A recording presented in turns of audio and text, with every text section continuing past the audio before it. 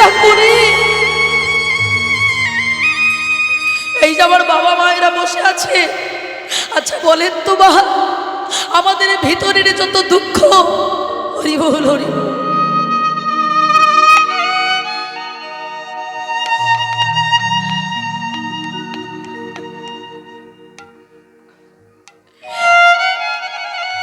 আমাদের ভিতরের যত দুঃখ মা, এই হরিবাসরে একদিন কেঁদে দেখবেন।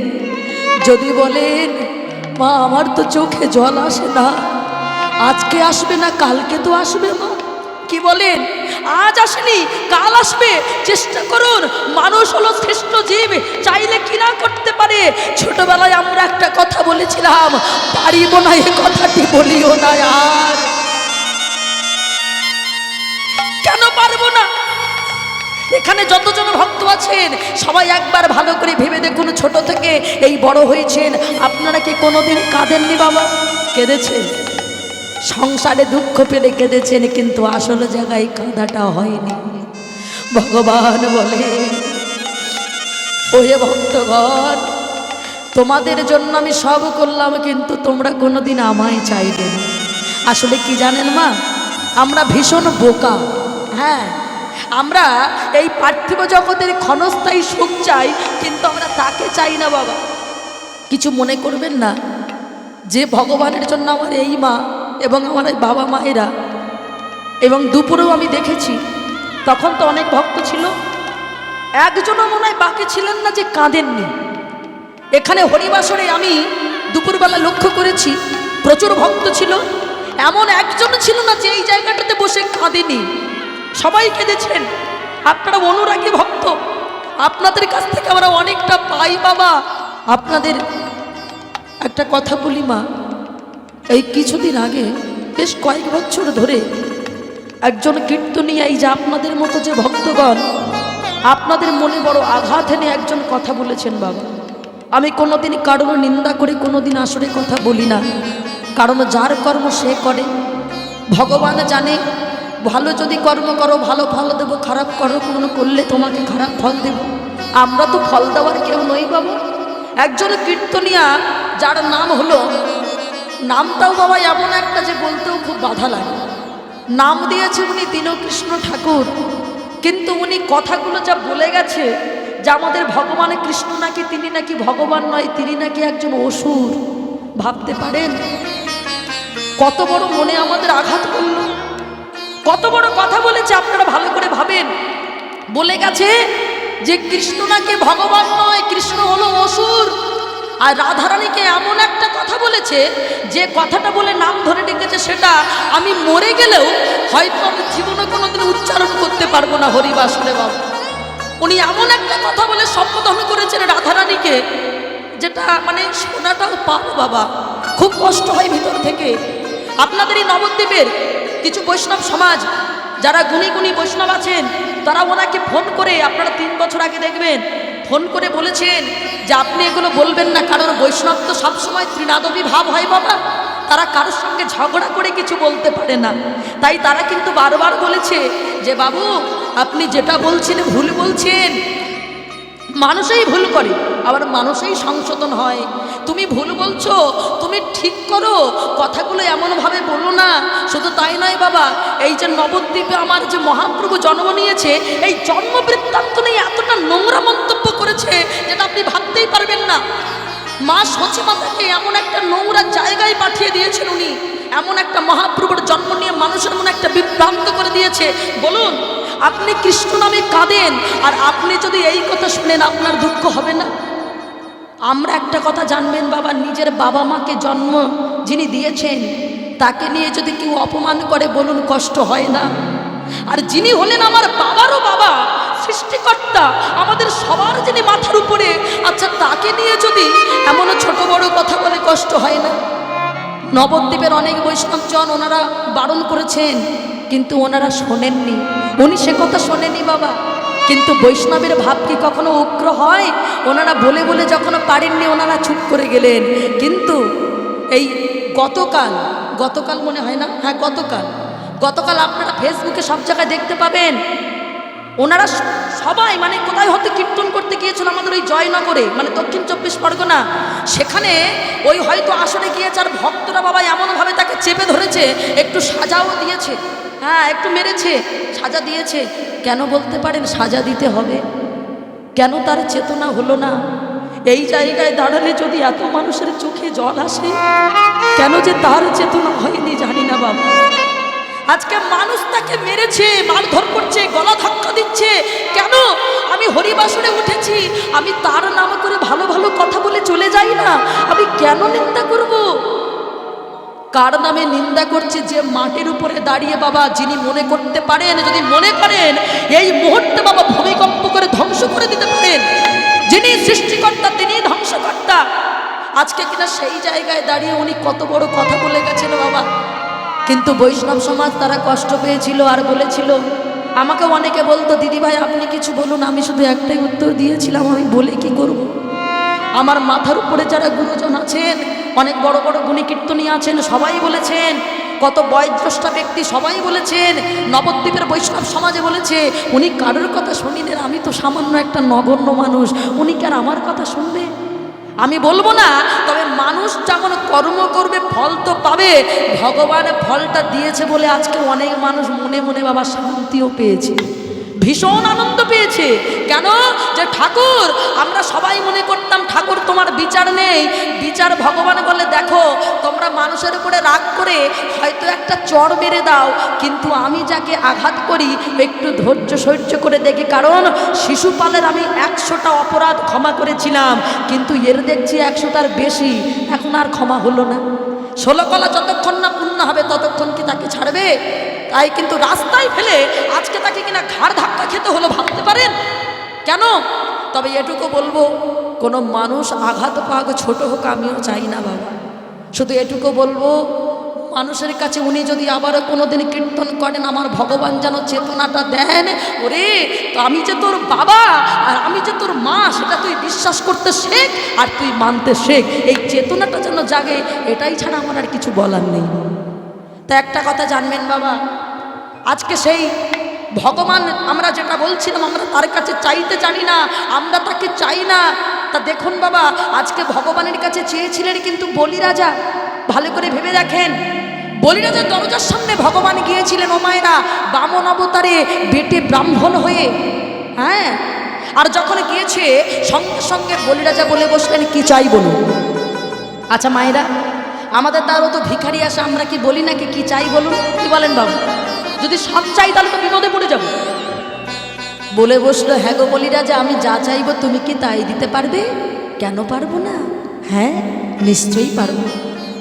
বারে বাবা, হ্যাঁ যাও, তুমি বড় হও, মানুষের মতো মানুষ হও, ভগবানের চরণে লাগো, এটাই বলবো, আর কি চাই, যাও।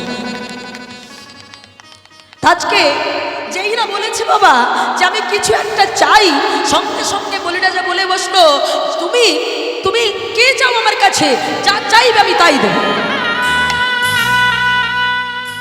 ভগবান ভাবলো বাবা বলি তোমার যে বিশাল অহংকার দেখছি, আচ্ছা ঠিক আছে আমি যা চাইবো তাই দিতে পারবে তো? আমার দিকে তাকাও, হ্যাঁ আমার দিকে তাকাও, আমি হচ্ছে এইটুকু, তাহলে আমি যদি এইটুকু হই আমার পাগুলো নিশ্চয়ই ছোট ছোট। বাবা ছোট্ট বামন হয়ে গেছে তো, তাহলে আমার পাগুলো ছোট ছোট, এই ছোট্ট ছোট্ট পায়ে মাত্র 3 পাত ভূমি তুমি আমায় দেবে। যেই না বলেছে 3 পাত ভূমি তুমি আমায় দেবে, সঙ্গে সঙ্গে বলি রাজার চোখ বন্ধ করে বলে বসলেন, শুনুন দেওয়ার আগে একটা কথা বলে দেই, কিছু মনে করবেন না, আপনি যেমন খাটো আপনার বুদ্ধিটাও তেমনি খাটো, কারণ কার কাছে কি চাইছেন সেটা আপনি এখনো জানেন না, আপনি এখনো শেখেননি। আমি হলাম বলি রাজা, আমার কাছে স্বর্গ আছে, মর্ত আছে, পাতাল আছে, আর আপনি কি না মাত্র 3 পাত ভূমি চাইলেন। বলে বাবা ওটাই দেন না। সঙ্গে সঙ্গে চোখ বন্ধ করে বলি রাজা বলে বসলেন, আমি আপনাকে দিলাম দিলাম দিলাম। যেইরা চোখ বন্ধ করে বললেন দিলাম দিলাম দিলাম, এইবার যেইরা নয়নটা মিলে তাকিয়েছে, দেখলেন একটুখানি মিনি মানুষ যিনি দাঁড়িয়েছিলেন তার একটি চরণ স্বর্গে মর্তে আর একটি চরণ পাতালে দিয়ে দাঁড়িয়ে। বলি রাজা বলে বসলো, তো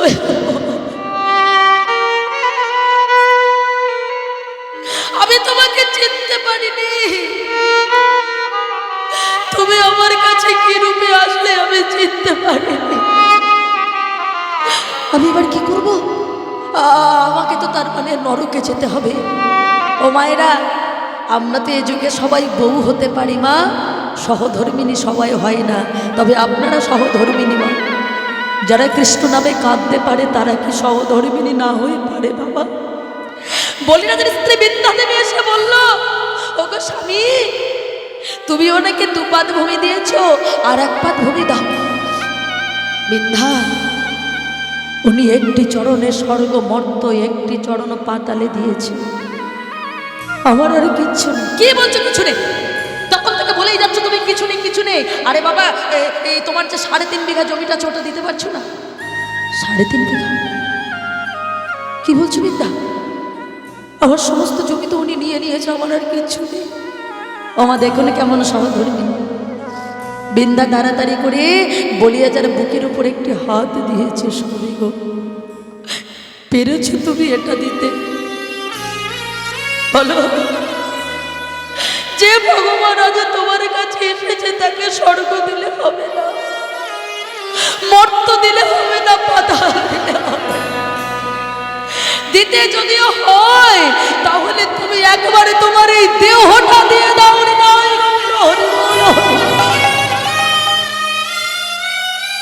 ওমা যেই না বলেছে, এক পাশে দাঁড়িয়ে আছে আমার ভগবান, এক পাশে দাঁড়িয়ে আছে নিজ স্ত্রী বিন্ধ্যা। ওই ভগবানকে প্রণাম না করে বলিরাজা তাড়াতাড়ি ওই বিন্ধ্যার চরণে প্রণাম করেছে। বিন্ধ্যা, ও মায়েরা ভাবেন, নিজের স্বামী আবার তিনি আবার রাজা, ভগবানকে প্রণাম না করে নিজ স্ত্রী বিন্ধ্যার চরণে প্রণাম করছে। বিন্ধ্যা গো, কেবা পুত্র কেবা পিতা পত্নী কেন নয়, যাহা হইতে কৃষ্ণ ভক্তি সেই তো গুরু হয়। ওগো বিন্ধ্যা, তুমি আমাকে জানিয়েছো কৃষ্ণ প্রেম কাকে বলে, কৃষ্ণ ভক্তি কাকে বলে।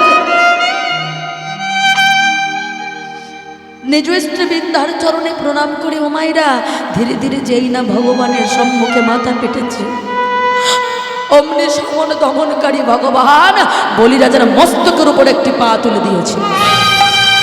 বলিরাজা, আমি তোমার কাছ থেকে স্বর্গ নিলাম, মর্ত নিলাম, পাতাল নিলাম, এমনকি তোমাকেও নিলাম।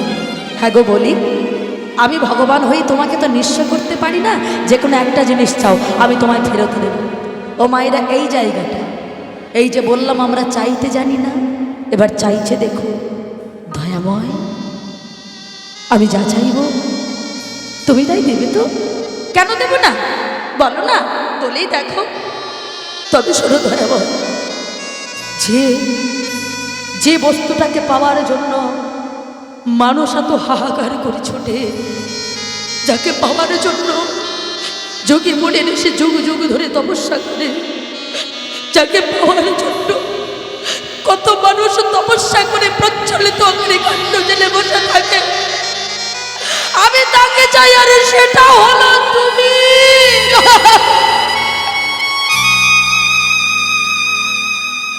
আমি শুধু তোমাকে চাই।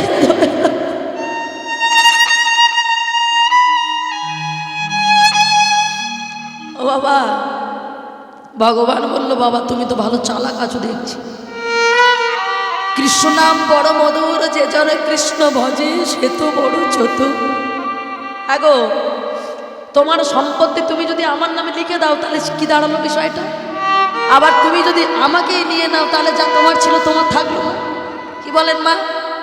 আপনার সম্পত্তি আপনি আমার নামে লিখে দিয়েছেন, আর আমাকে যদি বাড়ির সদস্য বানিয়ে নেন তাহলে যা আপনার ছিল তা আপনার থেকে গেল না। ভগবান বলে, বাবা সব তো তোমারই থেকে গেল, ভালোই তো বুদ্ধিমান। কি গো, তা আমাকে নিয়ে কি করবে? ভালোবাসবে, যত্ন করবে, আদর করবে। ও মায়ের এবার বলছে, দেখো না দয়াময়, তোমাকে আমি সিংহাসনে বসাবো না। আমার ঘরের বাইরে একটা দরজা আছে, ওই দরজার বাইরে আমি তোমাকে দাঁড় করিয়ে রেখে দেবো। সে কি বলছো? দরজার বাইরে যারা চাকর, যারা দারোয়ান, দয়াময় কেন দাঁড়াবে জানো? প্রত্যেকটা মানুষের একদিন অন্তিম সময় আসে, সেদিন ওই মৃত্যু সময়ে যমরাজ এসে দাঁড়িয়ে থাকে কখন প্রাণটা চলে যায়। আমারও একদিন হবে, মনে রেখো দয়াময়, সেদিন আমার ঘরের সামনে যমরাজ আসবে। সেদিন যখন যমরাজ দেখবে তুমি আমার ঘরের সামনে দাঁড়িয়ে আছো, সেদিন তোমাকে দেখে যমরাজ ভয়ে পালাবে। সেদিন আমি যমের ঘরে না, আমি তোমার চরণ পাবনি। তাই গৌর হরি বল হরি বল। ওগো দয়াময়, আমি শুধু তোমায় চাই, আর কিচ্ছু নয়। ওগো দয়াময়,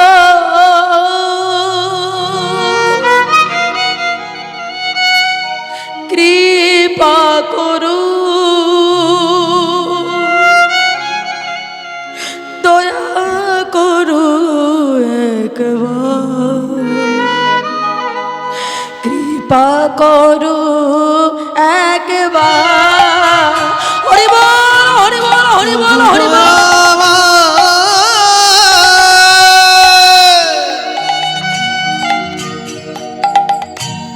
ওগো কৃপাময়, দয়া করো একবার,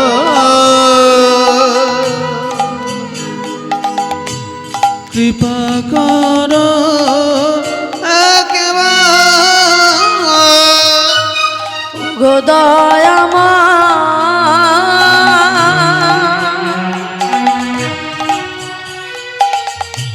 কৃপা করো,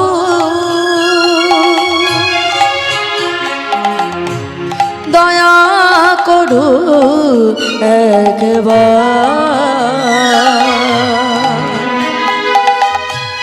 কৃপা করো একবার। হরি বল হরি বল হরি বল হরি বল।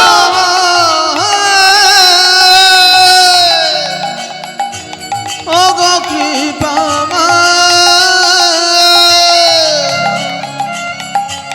দয়া করো একবার, কৃপা করো একবার। যুগে যুগে তুমি এলে ধরাতে, উদ্ধারিতে এই পৃথিবী।